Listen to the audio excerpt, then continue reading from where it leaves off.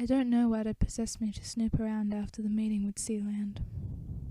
But somehow I always ended up tagging along with all his stupid ideas for becoming a proper country. Maybe I just wanted to make sure that he didn't get himself hurt. Anyway, according to the other micronation, he'd caught France and England having sex on the table once after everyone had left the meeting, but hadn't been able to photograph it and use it as blackmail against the island nation. Honestly, what in the world made him think that they'd do it again after he'd walked in on them?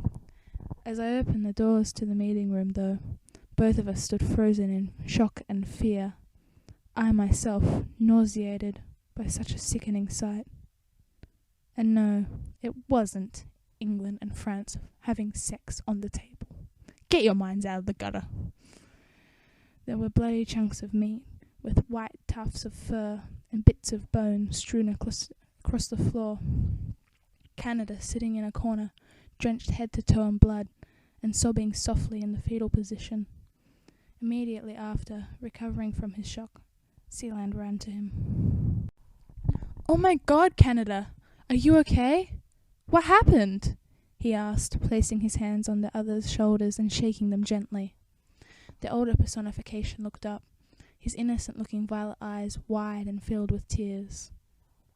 Who am I?" he asked, trembling underneath the younger's touch. "Canada, stop it! You know who you are!" Sealand stuttered, starting to get a little scared. Who's Canada?" asked the older blonde seriously. You are Canada? Don't you remember? It's me, Sealand. I pretended to be once at an Allies meeting in World War II. The North American looked confused for a second, before smiling creepily. This whole thing was so creepy, in fact, that I was still standing in the doorway, paralyzed with fear. Slowly, the Canadian extended his hand to Sealand's shoulder, before wrapping it around his neck. "Then only one of us can exist, eh?" he asked, still smiling eerily as he choked Sealand to death, before looking up at me.